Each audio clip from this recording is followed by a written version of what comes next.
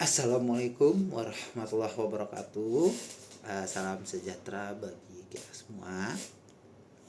Salam Om Swastiastu, Namo Buddhaya, salam kebajikan.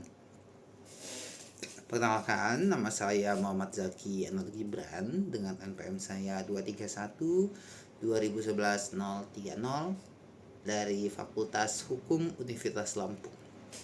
Pada kesempatan kali ini, sebagai pemenuhan tugas pengganti ujian tengah semester atau UTS, saya akan memaparkan dua hal utama. Bagian pertama itu adalah kesimpulan dari pembelajaran mata kuliah saya yang saya dapat di Hukum Acara Peradilan Tata Negara atau HAPPTN. Dan bagian kedua adalah penjelasan mengenai simulasi sidang pengujian undang-undang yang telah kelompok kami kerjakan. Oke. Mari kita mulai dari bagian pertama yang saya dapat. Yang pertama dari awal dulu lah. Apa sebenarnya hukum acara peradilan tata negara itu? Secara sederhana, HPTN atau hukum acara peradilan tata negara merupakan hukum formil yang berfungsi untuk menegakkan hukum material konstitusi. Ini adalah pedoman, prosedur, dan tata cara bagaimana kita beracara di Mahkamah Konstitusi. Ruang lingkupnya tentu saja berputar pada pelaksanaan wewenang yang dimiliki oleh Mahkamah Konstitusi sebagai lembaga pengawal konstitusi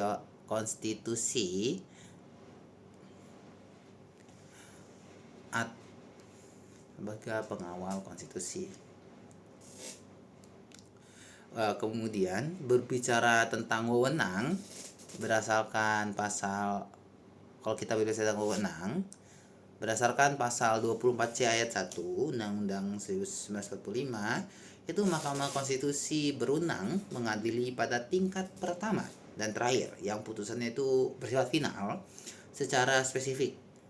Nah, ada 4 kewenangan dan 1 kewajiban Mahkamah Konstitusi. Ini pernah disampaikan oleh Pak Zulkarnain.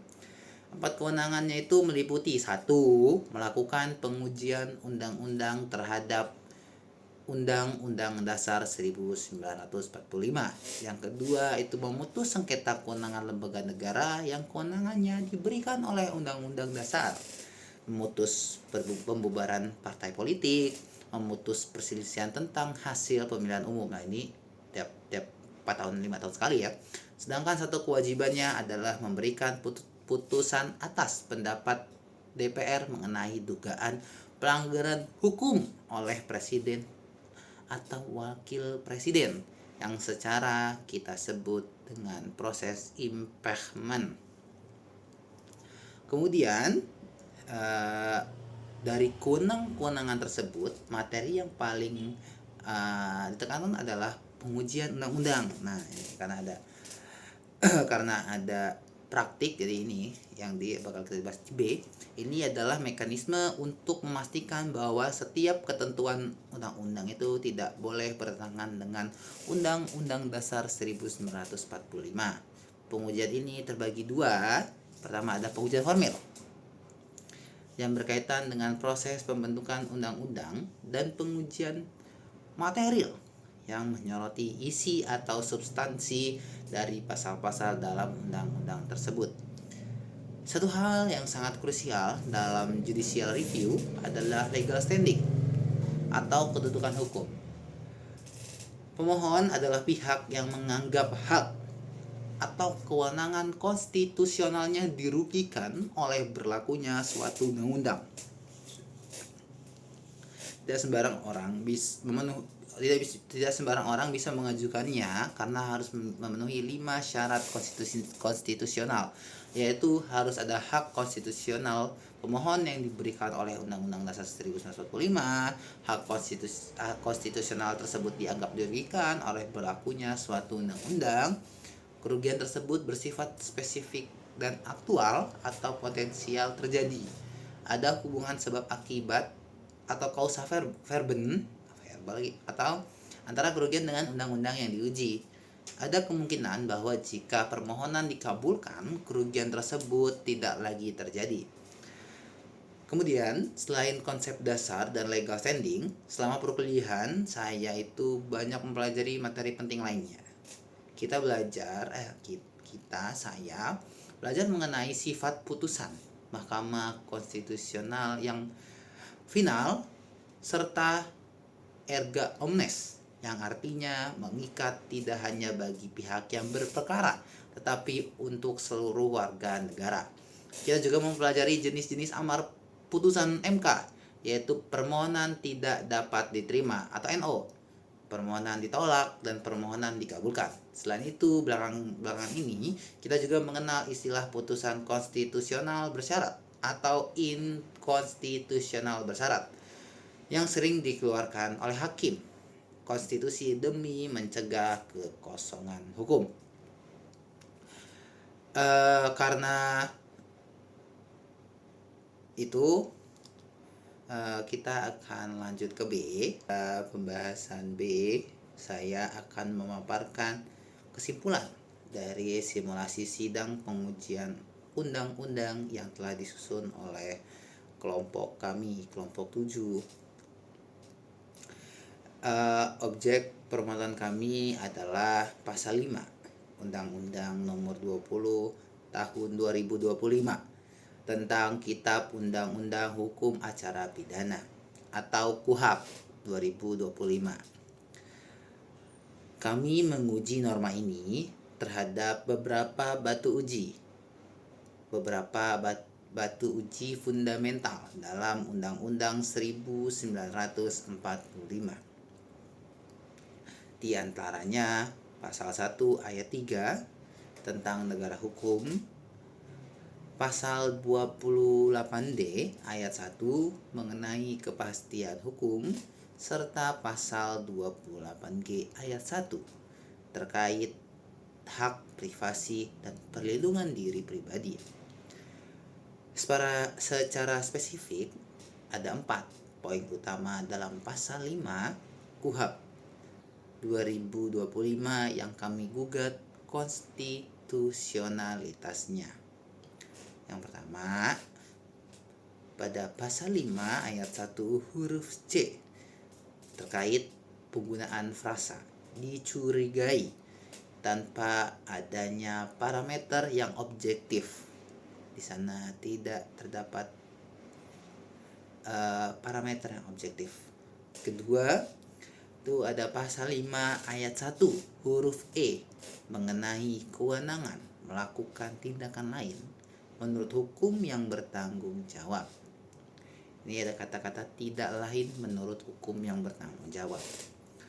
Kemudian yang ketiga, pasal 5 ayat 2 yang memberikan wewenang penangkapan dan penahanan kepada tingkat penyelidik. Jadi penyelidik bisa menangkap sekarang.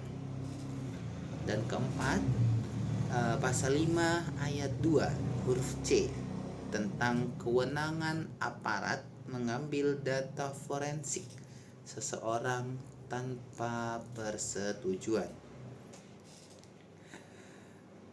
Ini merupakan mengapa permohonan ini sangat esensial untuk diajukan. Hukum acara pidana itu pada dasarnya adalah hukum yang melegitimasi negara untuk melakukan pembatasan hak azazi manusia melalui berbagai upaya paksa. Ya, oleh karena itu batasannya itu harus sangat terukur lah bahasanya. Tapi itunya rigid, masalah rigid. Jika kita membiarkan frasa dicurigai berdiri sendiri tanpa tolak ukur, kita itu membuka gerbang lebar bagi aparat untuk menghentikan warga negara murni karena asumsi subjektif atau profiling fisik. Begitu pula dengan frasa tindakan lain menurut hukum, yang merupakan menurut kami itu adalah norma karet yang bisa sangat berbahaya sekali karena melanggar asas-asas yang ada. Contohnya ada asas lex serta dan lex stricta. Norma yang sumur itu akan memicu yang namanya itu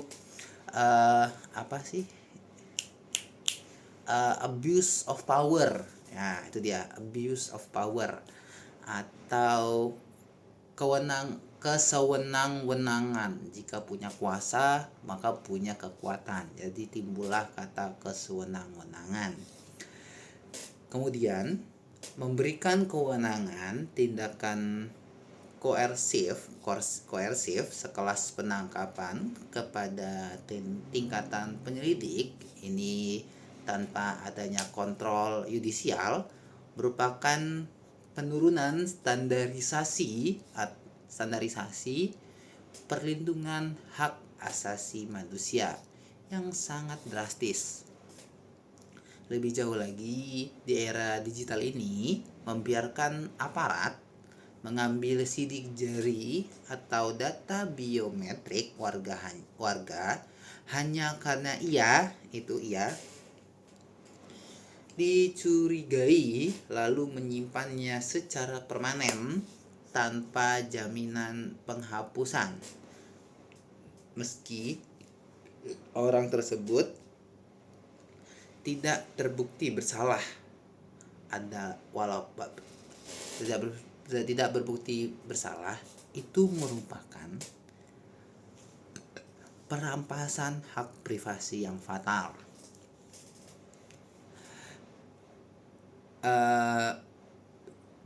Permohonan kami itu harus dikabulkan dikarenakan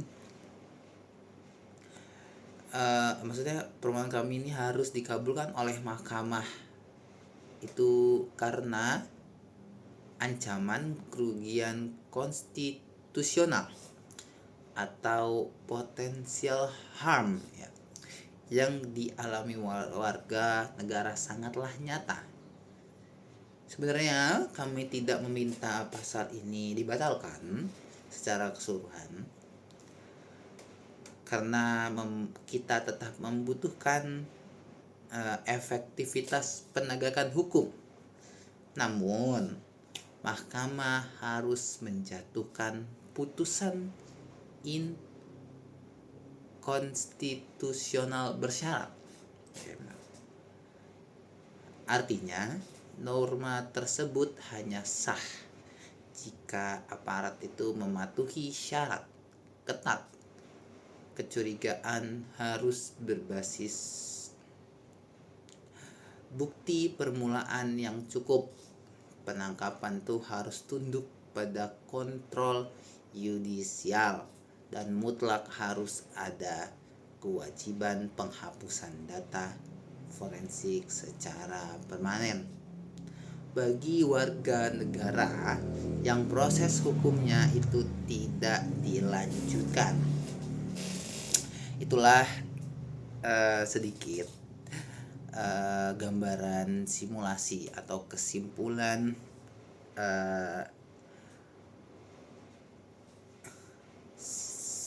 berkas pengajuan atau uji undang-undang yang akan kami ajukan. Sekian dari saya, terima kasih.